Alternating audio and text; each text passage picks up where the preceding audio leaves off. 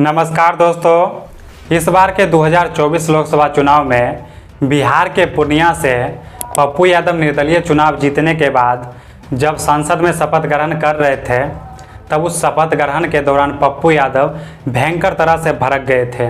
पहले आप लोग ये वीडियो देख लीजिए।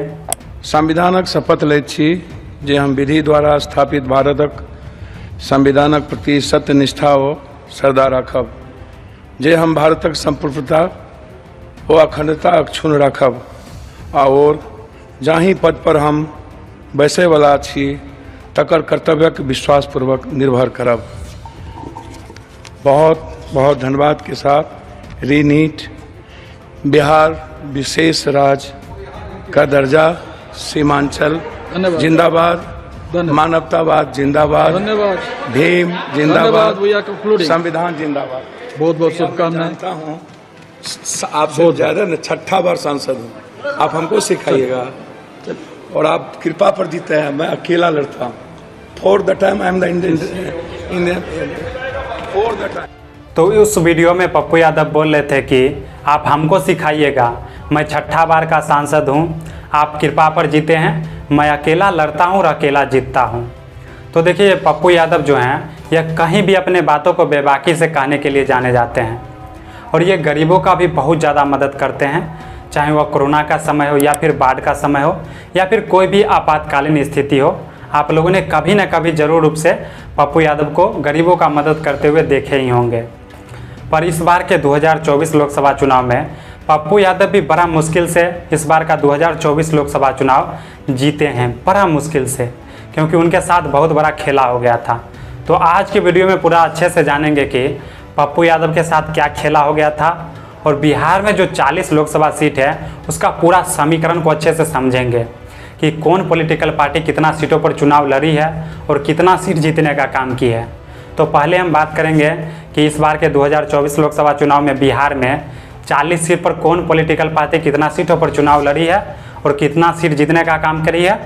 और बाद में हम बात करेंगे कि पप्पू यादव के साथ इस बार के 2024 लोकसभा चुनाव में क्या खेला हो गया था।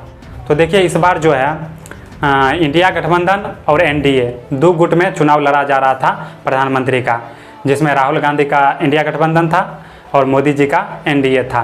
तो हम सबसे पहले एनडीए का बात कर लेते हैं, मोदी जी का पार्टी का, और बाद में हम बात करेंगे यहाँ पर इंडिया गठबंधन का, राहुल गांधी का जो पार्टी था। बहुत से कैंडिडेट इसमें खड़ा थे। तो देखिए, आपके सामने एक लिस्ट दिख रहा होगा, इसमें बिहार 2024 लोकसभा चुनाव एनडीए समीकरण स्पष्ट रूप से लिखा हुआ है, आप लोग देख ही रहे होंगे। इसमें राजनीतिक दल है, कौन कौन से राजनीतिक दल है, पूरा नाम है, एनडीए समीकरण है पूरा, चुनाव कितने सीटों पर लड़े हैं और कितने सीट जीते हैं। तो देखिए, मोदी जी का जो बीजेपी है वह 17 सीटों पर बिहार में चुनाव लड़ा है, उसमें 12 सीट जीता है। नीतीश जी का जदयू जो है वह 16 सीटों पर चुनाव लड़ा है, 12 सीट जीता है। चिराग पासवान का एलजेपी 5 सीटों पर चुनाव लड़ा है और 5 सीट जीता है। जीतन राम मांझी का जो हम पार्टी है वह 1 सीटों पर चुनाव लड़ा है और 1 सीट जीता है। और उपेंद्र कुशवाहा का आरएलएम पार्टी 1 सीटों पर चुनाव लड़ा है और वह हारने का काम किए हैं काराकाट लोकसभा क्षेत्र से। तो इसमें आप टोटल सीट जोड़िएगा, एनडीए का जो अपना कैंडिडेट उतारे थे, 40 वो कैंडिडेट उतारे थे, उसमें से 30 वो जीतने का काम किए हैं। याद रखिएगा, एनडीए 40 में से 30 जीते हैं। और अब हम बात कर लेते हैं इंडिया गठबंधन की, राहुल गांधी का जो लीड कर रहे थे, मेन जो पार्टी था। तो उसमें देखिए स्पष्ट रूप से लिखा हुआ है इंडिया गठबंधन का समीकरण। तो इसमें भी उसी तरह राजनीतिक दल है, कितने सीटों पर कौन सी पार्टी चुनाव लड़ी है और कितना सीट जीतने का काम किए हैं।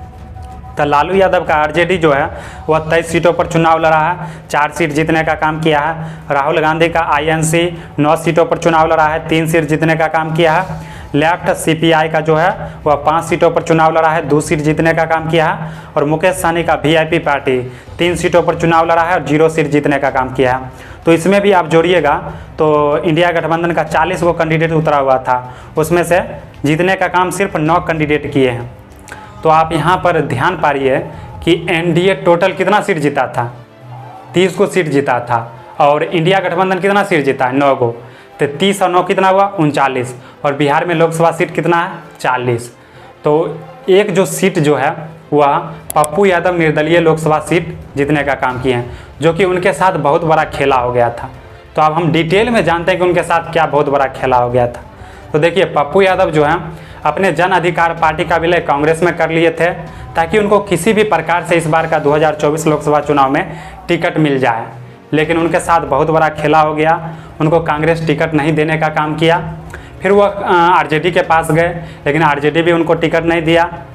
फिर वह पूर्णिया से निर्दलीय लोकसभा चुनाव लड़ने का ऐलान किए, जिसमें उनको बहुत लोग बैठाने का काम किया कि आप बैठ जाइए, मत लड़िए, चुनाव मत लड़िए, लेकिन फिर भी वह डटे रहे और निर्दलीय लोकसभा चुनाव लड़ने का काम किए, जिसमें आरजेडी पूर्णिया से अपना कैंडिडेट बीमा भारती को उतार करके और तेजस्वी यादव गए थे वोट मांगने के लिए बीमा भारती के लिए, और बोले थे कि आप या तो इंडिया गठबंधन को वोट दीजिए या फिर एनडीए को वोट दीजिए, तीसरा किसी को वोट नहीं देना है। मतलब पप्पू यादव को साफ तौर पर बोल रहे थे कि वोट नहीं देना है।